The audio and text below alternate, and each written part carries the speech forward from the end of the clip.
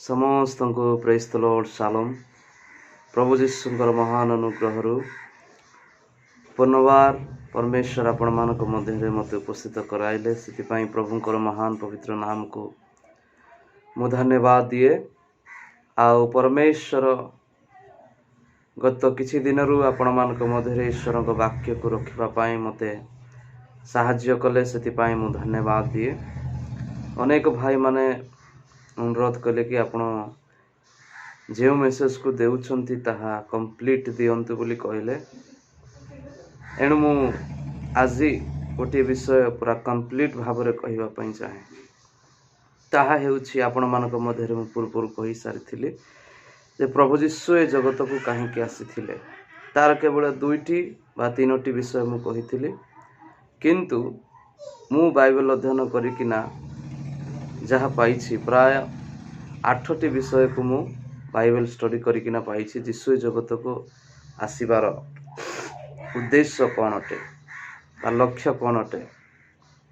एणु प्रथम विषय हैला जहाँ आपण पाई परिबे माथ्यू लिखित सुसमाचार 9 अध्याय तार 13 पद रे पाइबे, पापी मानको आह्वान करबा निमंते। एणु प्रभु यीशु जगत को आसीबार उद्देश्य हैला से पापी मानको जेमती तांको निकट को डाकिबे। कारण ए जगत रे अनेक लोक पापी माननको पसंद करती नहीं। जो माने पाप काम लिप्त से माननको कहीं पसंद करती नहीं। से माननको कहीं निजर शिष्य से माननको कहीं निजर बंधु करबा पई चाहंती नहीं। किंतु प्रभु यीशु कहउचंती मु पापी मानको आह्वान करबा निमंते आसी अछि। अर्थात से माने जेपरी पापरु फेरी आसीबे एथिपाई मु से मानको डाकिबा निमंते आसी अछि। एणु प्रभु यीशुंकर ए जगत को आसीबार लक्ष्य हैला पापी मानको आह्वान करबा निमंते। एणु जदि आज जणे केही निजको पापी बोली भाबुचंती, निजर अपराध आपणक ऊपर माड़ी पड़ू अछि, चिंता करंतु नाही, भय करंतु नाही। प्रभु यीशु आज आपणको डाकुचंती, सेथिपाई से आछंती।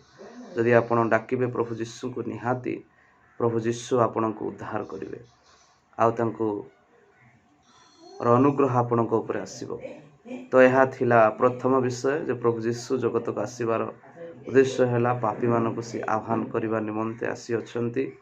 कारण से दिन अनेक लोक कहिले ये कि प्रकार पापी मानक संगे भजन करुछंती। तो यीशु कहिले रोगी मानकर डॉक्टर ठारे ही प्रयोजन अछि। जो माने सुस्थ अछंती से मानकर किछि दरकार नहीं डॉक्टर। एणु जो माने पापी अटंती से माने ही रोगी अटंती। से मानको आवश्यक पड़ुछि वैद्य डॉक्टर दरकार पड़ुछि। एणु सेमितिया जेते लोक आज दुनिया रे पापी बिली निजको मने पड़ुचंती से मानको निहाती यीशु दरकार। यीशु ही से मानको डाकुचंती बंचाइबा पय। एणु एहा थिला प्रथम विषय।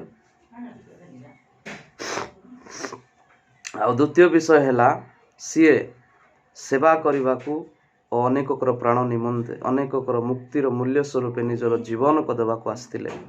जहाँ आपण पाई परिबे माथ्यू लिखित सुसमाचार 20 अध्याय 28 पद रे लिखा अछि, सी अनेक को मुक्तिर मूल्य स्वरूप निजर प्राण को दवा पाई और सेवा करिया पई से आसीथिले। ए जगत को सी अनेकर सेवा करिसंती। 33.5 वर्ष रहिकिना कुष्ठी मानकर सेवा करिसंती, अंध मानकर सेवा करिसंती, अनेक पंगु लोक मानकर भी मध्य से सेवा करिसंती। सी कहउचंती मु सेवा करिया पई आछंती।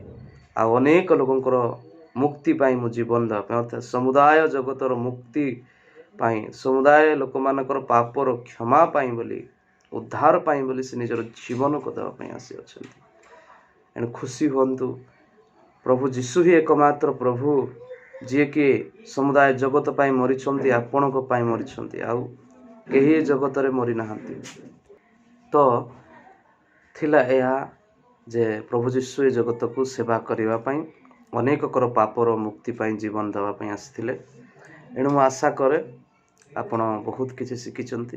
तापरे तृतीय विषय हैला मनुष्य मानकर प्राण रक्षा करबा को प्रभु यीशु आसीथिले। दिने प्रभु यीशु को गोटे गाँव रे ताड़ना कले, निंदा कले, मारिबा पई उठिले।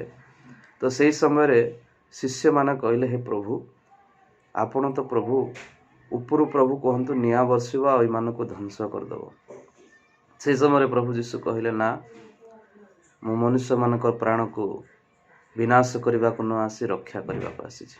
ଏଥିରୁ ପ୍ରମାଣିତ ହୁଏ ପ୍ରଭୁ ଯୀଶୁ ଏ ଜଗତକୁ ମନୁଷ୍ୟମାନଙ୍କୁ ରକ୍ଷା କରିବା ପାଇଁ ଆସିଥିଲେ।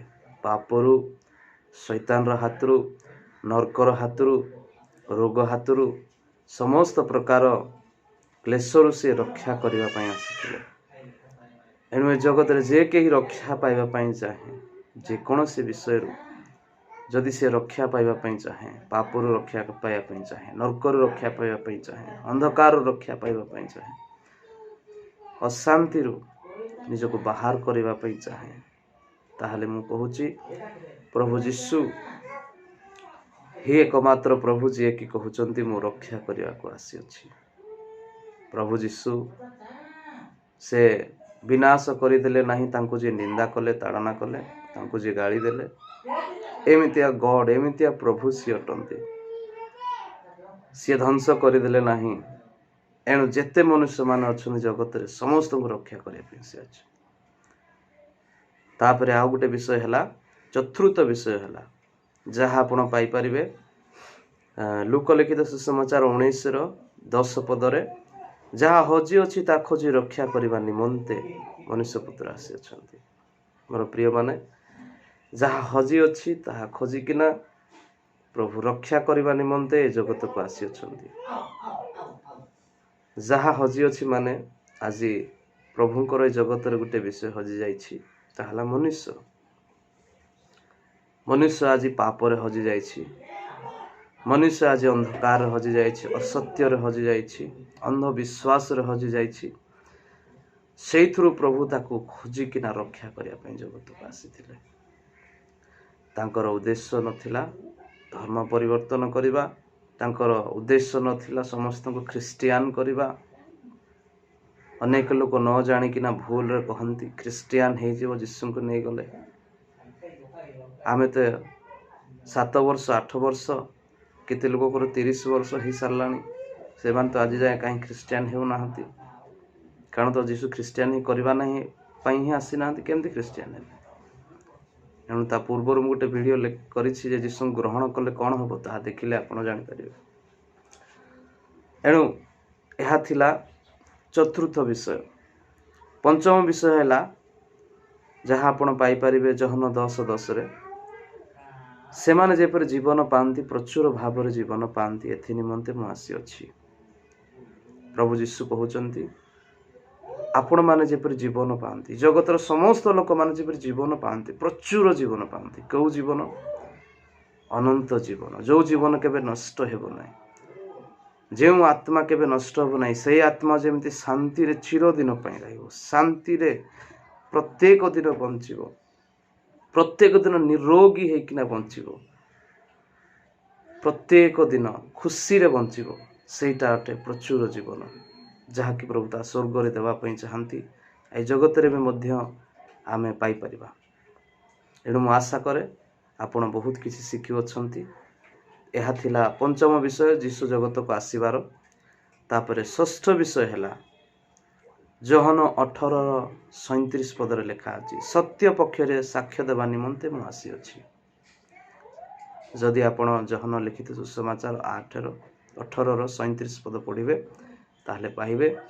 ଯୀଶୁ କହୁଛନ୍ତି, କ୍ଷମା କରିବେ ମୋତେ, ଟିକେ ଥଣ୍ଡା ହେଇଛି। ପ୍ରଭୁ ଯୀଶୁ କହୁଛନ୍ତି ସାକ୍ଷ୍ୟ ଦେବା ନିମନ୍ତେ ସତ୍ୟ ପକ୍ଷରେ ମୁଁ ଆସିଅଛି। ପ୍ରଭୁ ଯୀଶୁ ନିଜେ ସତ୍ୟ ଅଟନ୍ତି। ଏଣୁ ଯାହା ସତ୍ୟ ଅଟେ ତାହା ହିଁ ସେ କହିବା ପାଇଁ ଆସିଛନ୍ତି। ଯଦି ସତ୍ୟ ବିଷୟରେ ସାକ୍ଷ୍ୟ ଦେବା ପାଇଁ ସେ କହୁଛନ୍ତି ମୁଁ ଆସିଛି, ତାମାନେ ମିଥ୍ୟା ବି ଜଗତରେ ଅଛି, ଯାହା ଅନେକ ଲୋକ ପ୍ରଚାର କରୁଛନ୍ତି, କହୁଛନ୍ତି, ଭାବୁଛନ୍ତି ମଧ୍ୟ। ଅନେକ ଗୁଡ଼ାଏ ବାଇବେଲରେ ସତ୍ୟତା ଅଛି, ସ୍ୱର୍ଗର ସତ୍ୟତା ଅଛି, ନର୍କର ସତ୍ୟତା ଅଛି, ପରମେଶ୍ୱରଙ୍କର ସତ୍ୟତା ଅଛି। ତ ଅନେକ ଲୋକ କହନ୍ତି ମଣିଷର ଜନ୍ମର ସତ୍ୟତା ଅଛି। ଅନେକ ଲୋକ କହନ୍ତି ମଣିଷ 3-4 ଥର ଜନ୍ମ ନେଉଛି, ଯଦି ଭଲ କର୍ମ କରୁଛି ତାପରେ ସିଏ କୁକୁର ହେଉଛି, ଭଲ ହେଉଛି, ନଚେତ କୁକୁର, ଯାହା କେତେ କ'ଣ କହୁଛନ୍ତି। କିନ୍ତୁ ତାର ସତ୍ୟତା ବି ପ୍ରଭୁ ଯୀଶୁ କହିଛନ୍ତି ଯେ ଥରେ ମଣିଷ ମଲେ ତାପରେ ତାର ବିଚାର ସୁନିଶ୍ଚିତ। ସେ ପଶୁ ହେବ ନାହିଁ, କିନ୍ତୁ ସେ ଦିନେ ବିଚାରିତ ହେବ। ଯଦି ଠିକ୍ ଥିବ ତାହେଲେ ସେ ସ୍ୱର୍ଗରେ ସ୍ଥାନ ପାଇବ, ନଚେତ୍ ଅନନ୍ତ କାଳ ପାଇଁ ନର୍କକୁ ସେ ଯିବ। ଏଣୁ ଏହା ଆମେ ଦେଖୁଛୁ ଅନେକ ଗୁଡ଼ିଏ ସତ୍ୟତା ଅଛି ଯାହା ପ୍ରଭୁ ବାଇବେଲରେ କହିଛନ୍ତି, ତାହା ଆପଣ ପଢ଼ିଲେ ଆହୁରି ପାଇପାରିବେ। ତାପରେ ସପ୍ତମ ବିଷୟ ହେଲା ପାପ ବୋହିଯିବା ନିମନ୍ତେ ଆସିଲେ। ପ୍ରଭୁ ଯୀଶୁ ହିଁ ଏକମାତ୍ର ପ୍ରଭୁ ଯିଏକି ପାପକୁ ବୋହିଯିବା ନିମନ୍ତେ ଆସିଲେ। ଆପଣଙ୍କର ପାପକୁ କେହି ବୋହି ନେଇପାରିବେ ନାହିଁ, କେବଳ ଜଣେ ଅଛନ୍ତି, ପ୍ରଭୁ ଯୀଶୁ ବୋହି ପାରିବେ। ସେ ବୋହି ସାରି ଅଛନ୍ତି, କେବଳ ଆପଣଙ୍କୁ ବିଶ୍ୱାସ କରିବା ଦରକାର। ଯଦି ଆପଣ ପଢ଼ିବେ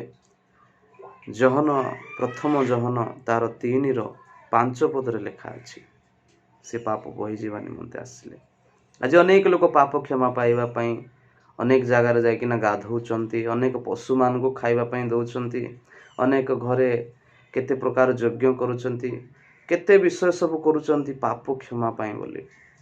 କିନ୍ତୁ ମୁଁ କହିବା ପାଇଁ ଚାହେଁ, ଆପଣ ଯଦି କ୍ଷମା ପାଇବା ପାଇଁ ଚାହୁଁଛନ୍ତି, ପ୍ରଭୁ ଯୀଶୁ ଆପଣଙ୍କର ପାପକୁ ବୋହି ନେଇ ଯାଇଛନ୍ତି। ଯଦି ଆପଣ ବିଶ୍ୱାସ କରିବେ, ନିହାତି ଆପଣ ପାପ କ୍ଷମା ପାଇବେ। ଆପଣ ଧର୍ମଶାସ୍ତ୍ର ବାଇବେଲ ପଢ଼ନ୍ତୁ, ଜାଣନ୍ତୁ, ପ୍ରଭୁ ଯୀଶୁ ହିଁ ଏକମାତ୍ର ଯିଏକି ପାପ ବୋହି ନେଇ ଯାଇଛନ୍ତି। ମୋର ପ୍ରିୟମାନେ, ଆମ ଜଗତରେ ଆମର କେହି କୌଣସି ବିଷୟକୁ ନେଇପାରିବେ ନାହିଁ ଆଜିର ଜଗତରେ, କିନ୍ତୁ ପ୍ରଭୁ ଯୀଶୁ ଆମର ପାପକୁ ବୋହି ନେଇ ଯାଇଛନ୍ତି। କେତେ ଆଶ୍ଚର୍ଯ୍ୟ ବିଷୟଟେ।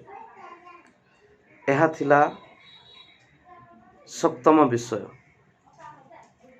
ଅଷ୍ଟମ ବିଷୟ ହେଲା ପ୍ରଭୁ ଯୀଶୁ ଜଗତକୁ ଆସିବାର, ଶୈତାନର କାର୍ଯ୍ୟ ବିନାଶ କରିବା ନିମନ୍ତେ ଜଗତକୁ ଆସିଲେ।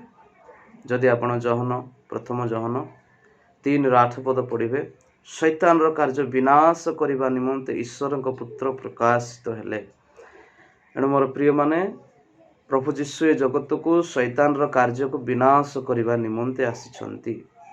ଯଦି ଆଜି ଆପଣଙ୍କ ଘରେ, ପରିବାରରେ, ଜୀବନରେ ଯଦି ଶୈତାନର କାର୍ଯ୍ୟ ଚାଲିଛି, ଦୁଷ୍ଟ ଆତ୍ମାର କାର୍ଯ୍ୟ ଚାଲିଛି, ପାପ ଆତ୍ମାର କାର୍ଯ୍ୟ ଚାଲିଛି, ଯୀଶୁଙ୍କୁ ଆପଣ ପ୍ରାର୍ଥନା କରିବେ, ଯୀଶୁଙ୍କୁ କହିବେ, ପ୍ରଭୁ ଯୀଶୁ, ତୁମେ ତ ଶୈତାନର କାର୍ଯ୍ୟକୁ ବିନାଶ କରିବା ପାଇଁ ଆସିଥିଲ। ମୋ ଜୀବନରେ, ମୋ ପରିବାରରେ, ମୋ ଶରୀରରେ ଶୈତାନର କାର୍ଯ୍ୟକୁ ବିନାଶ କର।